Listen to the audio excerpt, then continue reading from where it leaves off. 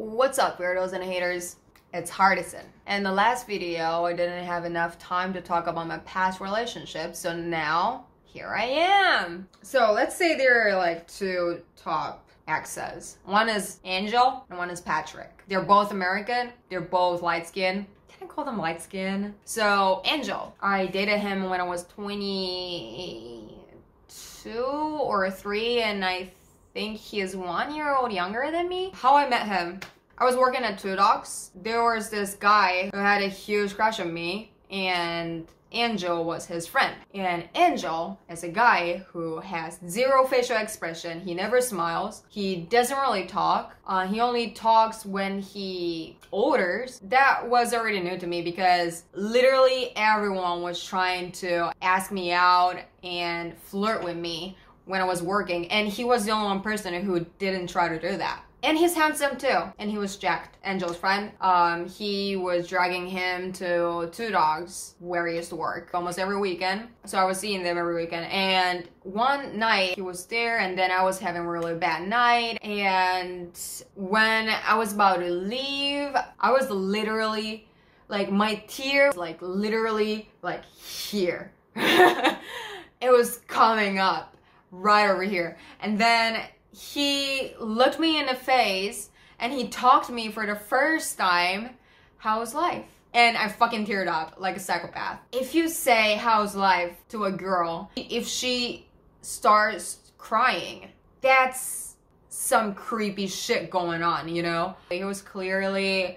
confused. He looked like he didn't know what to do. So I was like, oh my gosh, I'm really sorry. Like, I was having a bad day. And then that question kind of triggered and I started crying, but it's not your fault. Like, I'm a crybaby. I cry all the time.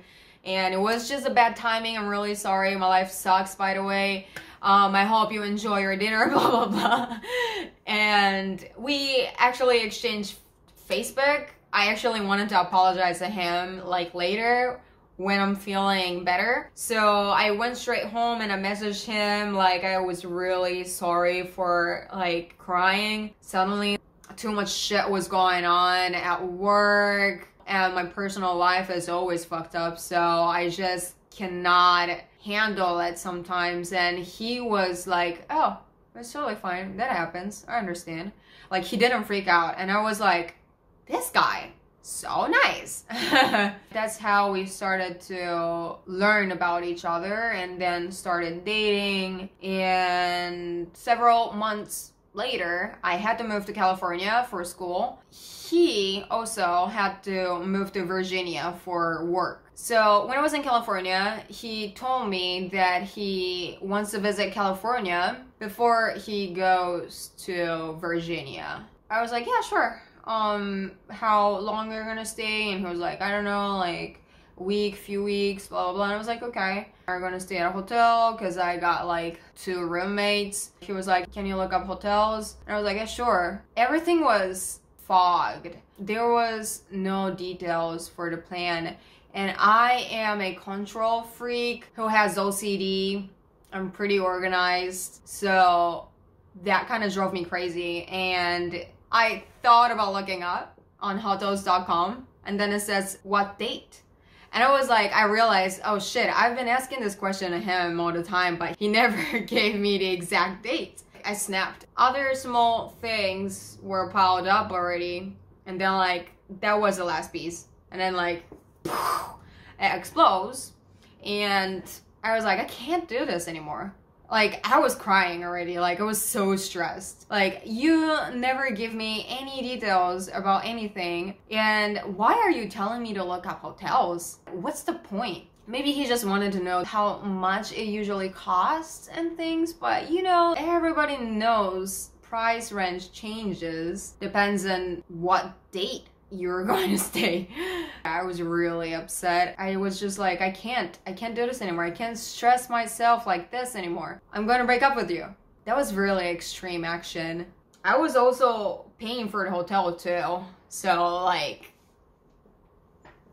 you know. So after I told him I'm gonna break up with him over text,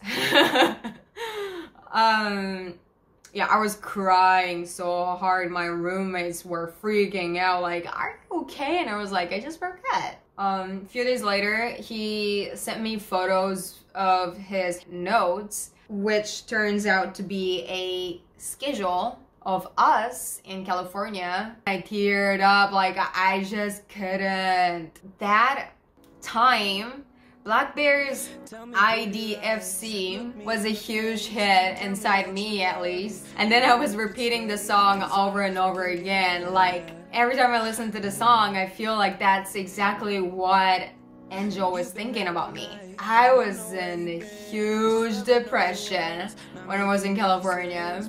And also, he needs more explanation, like he doesn't understand it, like we're not broken up yet because he doesn't admit it or accept it or whatever, but we broke up. And he needed literally like months, years to get over me. Yeah, I really want to be friends with him, but he couldn't. It took a few years and he started dating this another girl and he started to talk to me again.